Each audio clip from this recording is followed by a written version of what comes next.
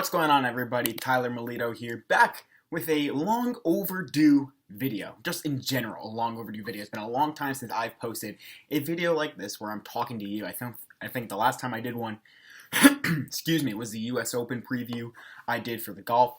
But that's aside. Hope everyone's doing well, enjoying the holiday season. If you're in the Northeast like I am, staying out of the cold and the snow because it's getting really bad right now. But all those pleasantries out the way, because today the NBA season starts I'm recording this on Thursday, December 17th, so 5 days.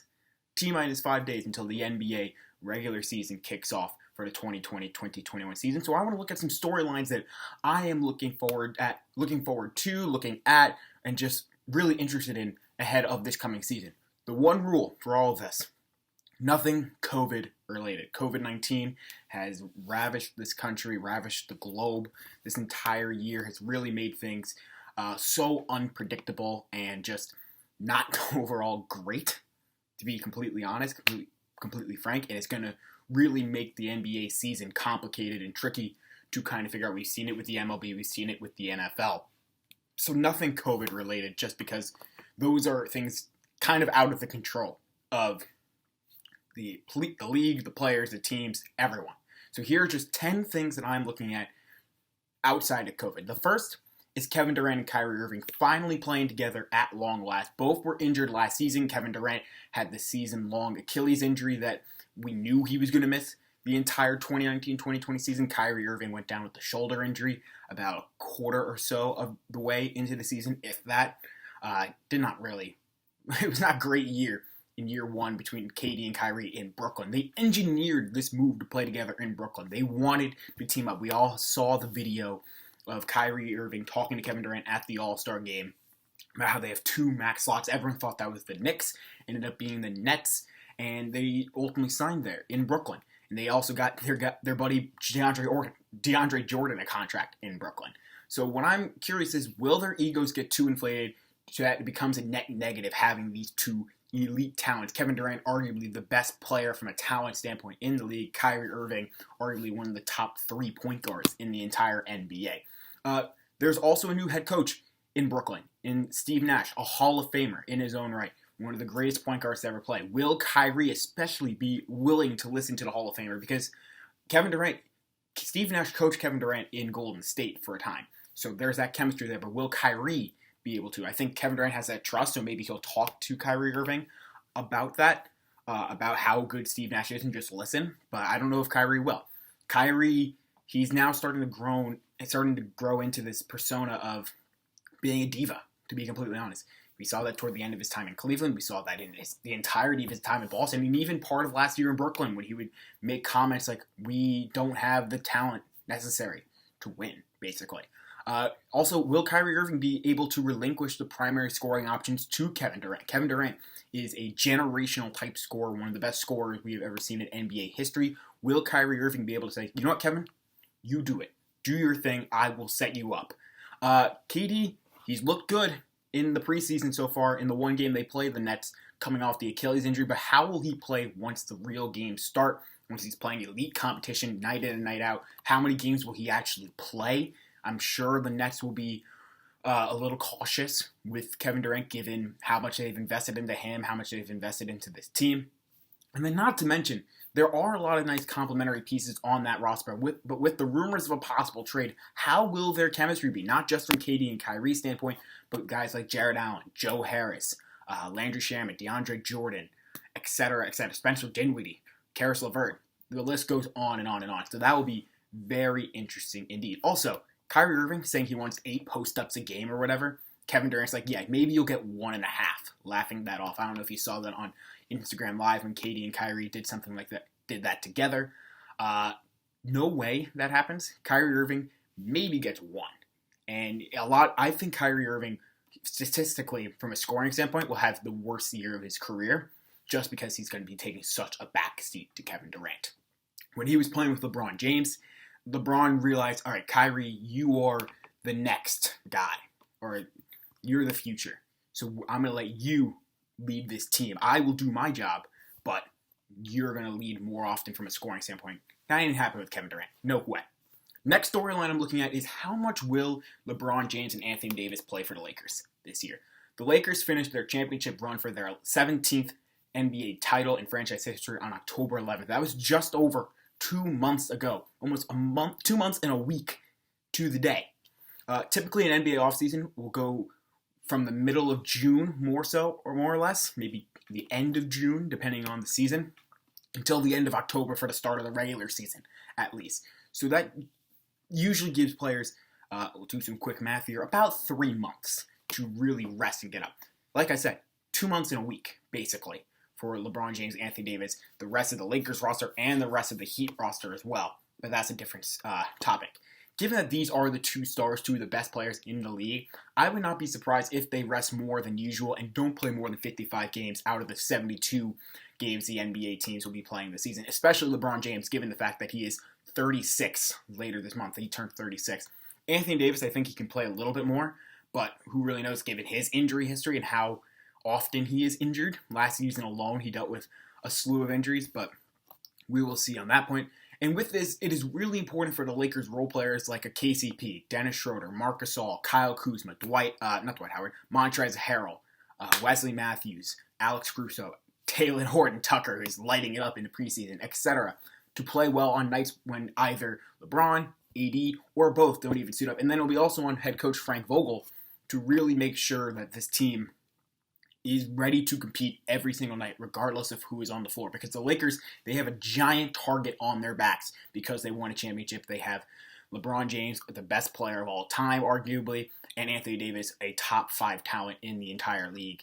Both of them, by the way, locked up for the long term in terms of contract. So it will be on that coaching staff to really make sure this Laker team is ready.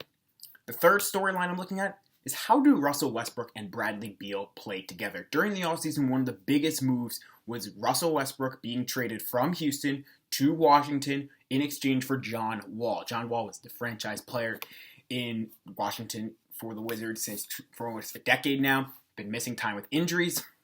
And then on the flip side, the Russell Westbrook experiment with James Harden did not necessarily work. One of the knocks on Russ is that he needs the ball in his hands. And in the absence of John Wall, Bradley Beal emerged as one of the top scorers, an elite scorer in the entire NBA. Like I said, we saw that the James Harden, Russell Westbrook experiment did not necessarily work. Will Russ be able to take a backseat to Beal and let him lead from a scoring standpoint? Because I think if Russ can be like, hey, Bradley Beal, you are the young guy, you are the alpha dog on this team from a scoring standpoint, I will get you the numbers. I think Russell Westbrook could easily average a triple-double again this year, like he did in Oklahoma City for 3 straight seasons, but it's not going to be a 25-plus point per game performance. It might not even be 20. Russell Westbrook will probably average about 10 assists, 10 rebounds per game, and then maybe something like 17 points, assuming no injuries, obviously, to Bradley Beal or Russell Westbrook, for that matter. I think the Wizards have a legit chance of making the playoffs. If Russell Westbrook is willing to hand the proverbial torch to Bradley Beal and be like, you lead this team from scoring, I'll do everything else, the Wizards have a legit chance, especially in a weaker Eastern Conference. And I would not be surprised, though, if it doesn't work, Bradley Beal asks out of DC. One thing working in the Wizards' favor is that Scott Brooks is someone who coached Westbrook early in his career in Oklahoma City, someone who led Russell Westbrook and that Oklahoma City franchise to an NBA Finals appearance, and is someone that Russ trusts. This could be a scary duo if things fall into place. Fourth storyline I am looking at is, will Luka Doncic be able to take the next step into superstardom? We have already seen in just 2 seasons Luka Doncic become a top 10 player in the NBA, and that is not arguably, I think so, 1,000%. He is that good of a player. Already an all-star, is the alpha dog on the Mavericks, and only projects to be better. We saw at times last season he was in the MVP conversation. Given the circumstances of the season, I think he'll have a great opportunity to vault himself into legitimate MVP conversation, not just someone who's a long shot to win. I think he can get an actual seat at the table and really cement himself as a top player in this league for the next decade plus. Because remind you, he's only like 21, 22. So the fact that that is working in his favor is huge for Dallas.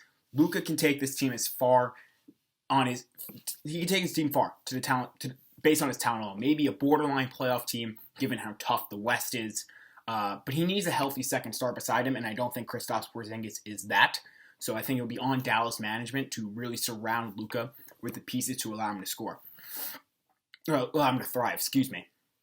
Luka Doncic is extremely talented, like I said, can really take this team. We saw him push the Clippers to 6 games in the playoffs. And at times it looked like Luka Doncic was just going to carry the Mavericks to beating the Clippers in the first round. If it wasn't for that ankle injury and some cheap shots by some of the Clippers players, Patrick Beverley and Marcus Morris, maybe Luka Doncic and the Mavericks would have been taking on the Denver Nuggets in the second round. And then who knows from there? He is one of, if not the best player under the age of 25. Now it is his chance to grab hold of the NBA for the next decade plus.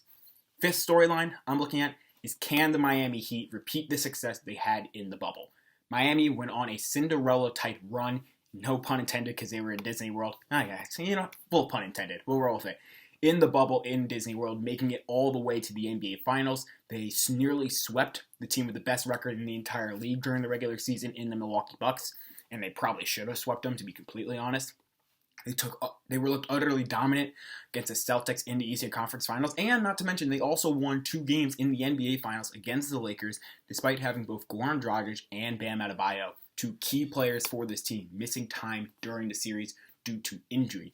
The Heat got a really nice core with Jimmy Butler, Bam, Tyler Hero, Goran Dragic, Duncan Robinson, Andre Iguodala, etc., etc. They also have one of, if not the best coach in the league in Eric Spoelstra, as well as great management starting with Pat Riley and Mickey Aronson.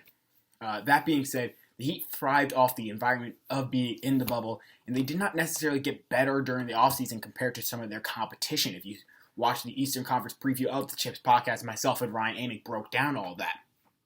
So I'm simply concerned as to whether or not the Heat will be able to keep that up, keep that same vibe, keep that same culture that they created. Heat culture is going to be a thing. Let's be real here. The Heat, they've created identity in South Beach of a grit and grind team, and Jimmy Butler fits that perfectly. But the bubble added something extra to it, that they're no longer trapped in this area. They're not all together. Players will be going off to their families, off to their wives, their children, their significant others, what have you, and despite there still being a pandemic. So you can't have that same vibe that they once had. I do still think that they'll make the playoffs and maybe even win a series depending on the matchup. But making the NBA Finals is going to be tough for Miami, and they're going to need a lot of things to break their way. The sixth storyline I'm looking at is old faces in new places. Chris Paul, now in Phoenix. Gordon Hayward, now in Charlotte. John Wall, DeMarcus Cousins in Houston. We already mentioned Russell Westbrook in Washington. Drew Holiday in Milwaukee. The list goes on and on of veteran players who have switched teams during the offseason. What I am intrigued by is, given the shortened offseason and preseason, is who will acclimate the best and the quickest, who will integrate themselves with their new teammates, with the new city, the new culture, whatever, and really allow their team to get off on the right foot. On the flip side, who will get off to a slower start and in turn cause their team to start slow? I think if someone like a Chris Paul, although I don't think this is the case because he is one of the best veteran leaders in the entire NBA, if he starts slow and the Suns sputter, they're not making the playoffs. I think it'll be crucial for Chris Paul to get off to a fast start so the Suns get off to a fast start, because he can carry this team far, as we saw with Oklahoma City. On the flip side, let's say James Harden, all those rumors are still going on in Houston. He's not 100%. John Wall and DeMarcus Cousins don't look great in the early stages of the regular season. Houston might fall out of the playoff picture. Who really knows? Seventh storyline is Atlanta on the rise. The Atlanta Hawks have made a lot of moves in the offseason to set themselves up for the future. They signed Rajon Rondo, Danilo Gallinari, Bogdan Bogdanovic, among others, to a young roster that they already have. They drafted Onyeka Okongwu, a talented big man, with the 6th overall pick in the draft. And they already have an all-star and future star of the league in Trae Young. John Collins is still there, an athletic big man. Kevin Huerter, knockdown shooter. Cam Reddish, one of the first-round picks from a year ago, along with DeAndre Hunter. Clint Capella, who they traded for at the trade deadline last season. So the Hawks have some nice pieces to make a run. They might have too many chefs in the kitchen, but especially in a weaker Eastern Conference, they can definitely vault themselves into the playoff picture. Now it would be a matter of whether or not these veterans can teach the younger guys what it takes to win championships. They got a lot of playoff experience on that roster. Guys like Rondo, Gallinari, Capella's had experience in the playoffs. Solomon Hill's on that team. Tony Snell as well. Can these guys really teach the Trae Youngs, the Bogdans, the John Collins, etc., what it takes to win in the future? So that way the Hawks don't just have success this year, next year, maybe 2023, but in 2024, 2025, the rest of the decade of the 2020s. Because the Hawks have a core, a nice young core. Maybe they got to make a move here or there. Maybe get rid of a John Collins, who knows? But they got a nice core, and the veterans can really advance this timeline with that young core. And then plus, Lloyd Pierce is a great coach. I'm really excited to see what this team does, but I think they will be one of the most unpredictable teams entering this year, given that they could be either really good and things work great, or really bad and things don't work as well. Eighth storyline is how will the rookies get acclimated to the NBA? The 2020 NBA draft took place about a week before Thanksgiving, about a little more than a month before the season, as we've talked about. Typically, the draft is held in June, around the NBA Finals in the middle, and the rookies have 3+ months to get acclimated to life in the NBA and prepare for the season. This year, there was no summer league, no rookie camps, no rookie development type things. There was a shorter training camp and shorter preseason than they usually have, and that's just not going to bode well for some of these rookies, I think. I think we'll really see early on who are these bust rookies. I don't like saying bust for a guy in his first season, but we could really advance that timeline given who came in prepared, who was willing to work during the shutdown, during this process of the draft and the shortened preseason to really get acclimated to their new environment, to their new culture, and just really pick things up. We could see guys take big steps early. We take guys to take really negative steps, go backwards really, and not live up to the hype early on. I'm also intrigued to see which rookies will be making a meaningful impact on their teams in the first month or so, and which ones do not consider early bust candidates, like I said. My Rookie of the Year pick is going to be LaMelo Ball. I think just from a talent standpoint, he was far and away the most talented in this draft class. But I think it is the first year in a while where there isn't a clear-cut front runner at the start of the season, so who really knows? And then adding on to this point, these rookies are not only getting used to new coaches in a new system, in a new city, but there are also a lot of new coaches in the NBA. So which of these coaches as well? That's kind of like a 8B, because we're on point 8 of this whole storyline.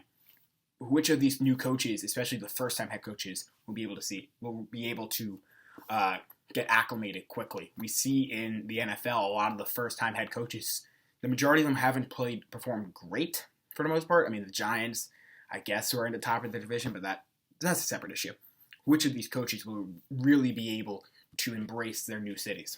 Number 9, who will fall out of the playoffs from a year ago, and transversely, who will fill those spots? So last year, the playoffs went as followed. In the East, you had the Bucks, Raptors, Celtics, Pacers, Heat, 76ers, Nets, and Magic. West, you had Lakers, Clippers, Nuggets, Rockets, Thunder, Jazz, Mavericks, and Trailblazers.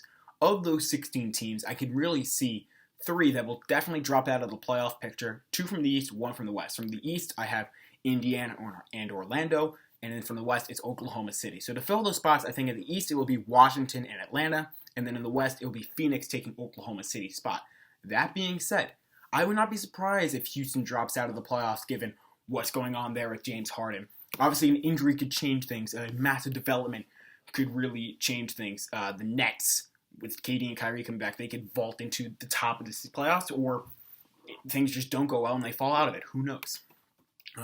Also, there's a new play-in tournament this year, so the 9th and 10th seeds in both conferences will have a chance to get into the playoffs, so that makes things all the more confusing and interesting in regards to trying to predict. So we could have 8 teams set up, and then let's say Memphis is in the 10 seed in the West, they could win the play-in tournament, and they get the spot. So sure, you could say, okay, Memphis gets the spot, but let's be real, they didn't necessarily earn it from a regular season record. They had a little bit of help, but that just it's going to be so confusing to predict who will be in the playoffs, who will not, who will drop out transversely.